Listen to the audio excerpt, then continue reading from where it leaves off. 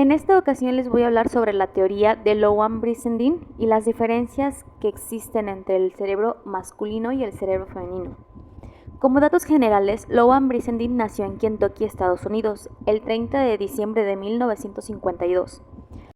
Ella tiene varios títulos. Es científica, médica, neuropsiquiatra, neurobióloga, conferencista, escritora, consultora y profesora. Se graduó en neurobiología en la Universidad de California. Asistió a la Escuela de Medicina de Yale y completó su residencia en psiquiatría en la Escuela de Medicina de Harvard. Está certificada en psiquiatría y neurología y percibe donación financiera por desempeñarse como profesora clínica. Las investigaciones de Brissendin están relacionadas con las hormonas, así como los estados de ánimo, enfatizando en las diferencias que existen entre los hombres y las mujeres. Ella publicó 2 libros de su autoría. El primero fue en el año 2006 titulado El cerebro femenino y el segundo fue en el año 2010 titulado El cerebro masculino. Ahora bien, hablemos un poco sobre la investigación de la doctora Lowen. El cerebro humano configura nuestra realidad, la forma en la que percibimos el mundo, la manera en la que olemos, observamos, escuchamos, gustamos y sentimos. Todo, absolutamente todo, lo controla el cerebro. Todo esto afecta profundamente la forma en que conceptualizamos el mundo. Así es como cuando vamos teniendo un día pesado en el trabajo y llegamos fastidiados y agotados a nuestras casas. Una buena copa de vino nos relaja. O cuando estamos tristes, unos chocolates o un helado pueden hacernos sentir mejor. Así es como que con pequeñas cosas, un día malo lo podemos convertir en un día bueno.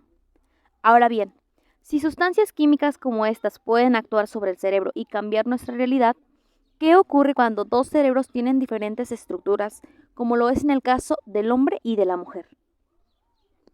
Más del 99% de nuestro código genético es exactamente igual. Entre más de 30.000 genes que tenemos en el cerebro, la variación es de menos del 1% entre los hombres y las mujeres.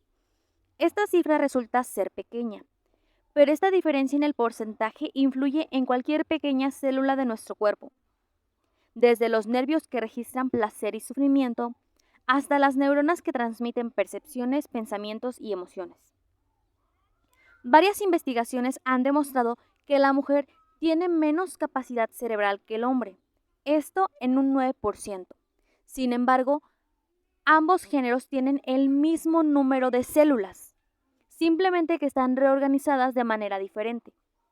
Es aquí donde radica la diferencia entre el cerebro femenino y el cerebro masculino, en la organización de los circuitos. La idea de investigar cuál era la diferencia del cerebro del hombre y de la mujer surgió en sus épocas de estudiante.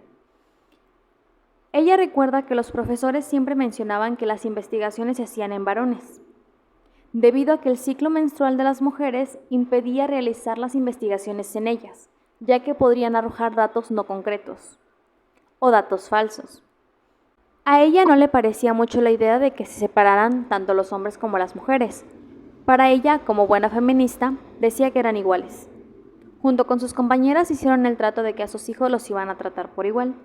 Iban a comprar ropa unisex, juguetes unisex, iban a tratarlos de la misma manera sean hombres o sean mujeres.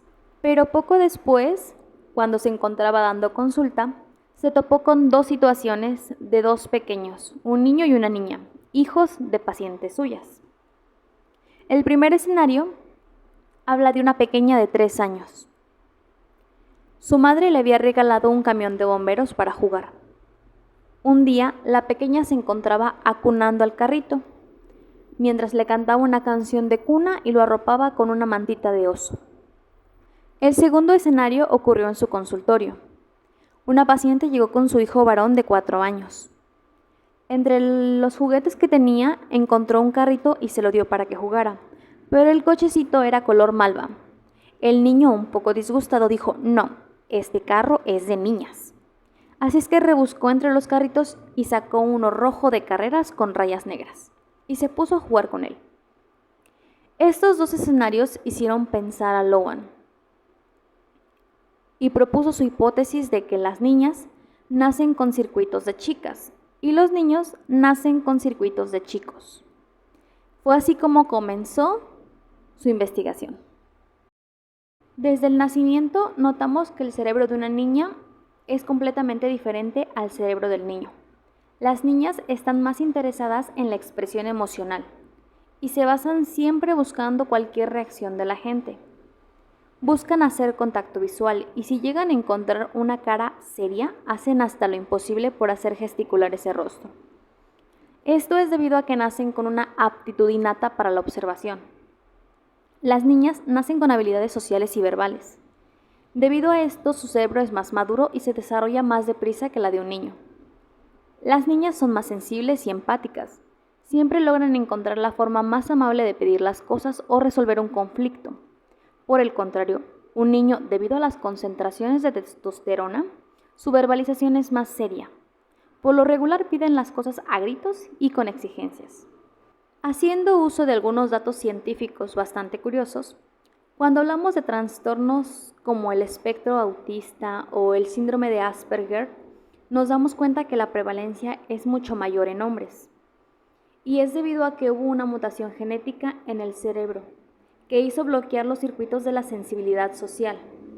Al parecer, y gracias a la estructura del cerebro femenino, las niñas de alguna manera están blindadas ante estos trastornos y necesitan de mutaciones aún más extremas para que se desarrollen. Esto es en la etapa de la niñez. Pero sin duda alguna, la naturaleza interviene con muchísima más fuerza durante la pubertad. En esta etapa el desarrollo del ser humano es tan tempestuoso. Esto es debido a las altas concentraciones y cambios hormonales que experimenta. Es como una montaña rusa de emociones y percepciones. En esta etapa es donde se vuelve más notoria la diferencia entre un chico y una chica. Las mujeres, por lo general, y debido a sus circuitos cerebrales, se la pasan horas al espejo, observándose. Las hormonas sexuales hacen de las suyas y las invitan a pensar en sí mismas, en si se ven lindas o no, pensar en gustarles a un chico, y las relaciones interpersonales se vuelven más importantes para ellas. Debido al alto nivel de hormonas como el cortisol, se preocupan en exceso, actúan cuidadosamente y piensan muy bien lo que van a decir y cómo lo dicen, ya que para ellas en ese momento las relaciones con sus amigas o con su novio es muchísimo más importante que cualquier cosa. Por el contrario de los varones, al ser más rudos, sus juegos se tornan más pesados. Disfrutan de empujones, bromas pesadas. La opinión que tengan sus amigos de ellos no les preocupa en lo más mínimo. Al contrario, se la pasan alardeando y compitiendo unos contra otros para ver quién es el mejor. La diferencia, a pesar de ser notoria, no termina ahí, porque a diferencia de los hombres, los cambios hormonales de una mujer no terminan pasando la pubertad. Por el contrario, se repiten una y otra vez cada que llega el periodo o el ciclo menstrual, provocando cambios notorios en la conducta y estado de ánimo. La realidad de una mujer puede cambiar semana a lo largo de la vida. Las hormonas juegan un papel importante en nuestra vida. Estas le indican al cerebro qué hacer y qué no hacer, hacia dónde dirigirse y cómo comportarse. Aquí radica la diferencia entre hombres y mujeres, que tenemos diferentes hormonas, y las hormonas que compartimos son diferentes cantidades que se producen. Pero de igual manera no podemos dejar de lado la influencia social. El cerebro se va sustituyendo, recrea nuevos circuitos y se desecha de los que ya no tienen uso. Cuando repites muchas veces una actividad, el cerebro cada vez va asignando una neurona para esta actividad hasta que llega al punto de completarse un circuito, deshaciéndose de lo que ya no le es de utilidad para crear nuevas actividades. Por ejemplo, una niña deja de jugar con muñecas por ponerse los zapatos de mamá. O un niño deja de jugar con carritos por querer afeitarse con papá. Bien, bueno, de manera muy general, de eso se trata el libro, tanto del cerebro femenino como del cerebro masculino, ambos libros se tratan de eso, marcan las diferencias entre un hombre y una mujer.